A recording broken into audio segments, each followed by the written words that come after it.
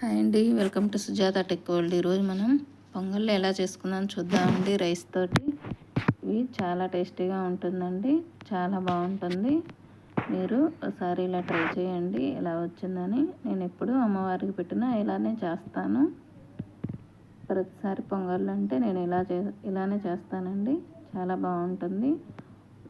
Correct కొలతలతోటి తీసుకుంటే నేను ఒక గ్లాస్ బియ్యం తీసుకొని ఇదే గ్లాస్ తోటి అన్నీ తీసుకోవాలండి. పాలు, వాటరు, కొంచెం పచ్చిపప్పు వేసాను, కడిగి పక్కన పెట్టుకోవాలి. పాలు పోస్తున్నానండి. కరెక్ట్గా 3 పాలు పోసుకొని 2 వాటర్ పోసుకోవాలండి.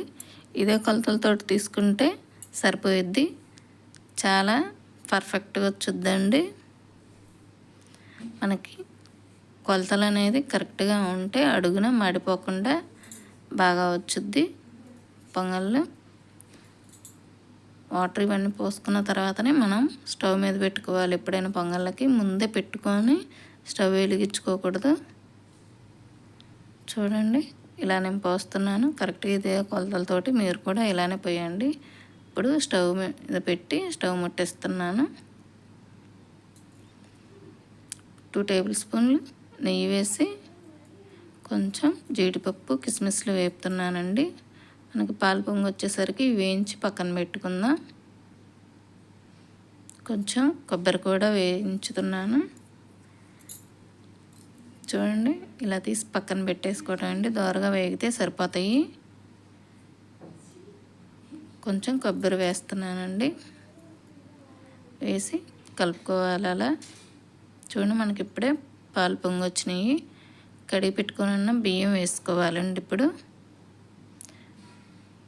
బియ్యం మొత్తం అలా వేసుకున్న తర్వాత కలుపుకుంటూనే ఉండాలండి. మీడియం ఫ్లేమ్లో పెట్టుకోవాలి మంట.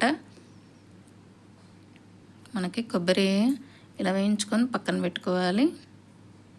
చూడండి, ఈ పాలన్నీ కరెక్ట్గా సరిపోతాయి.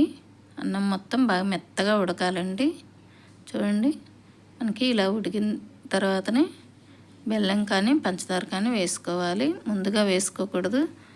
ముందుగా వేసుకుంటే అన్నం అనేది ఉడకదండి. ఇప్పుడు టేస్ట్గా సరిపడా సాల్ట్ వేసుకోవాలి.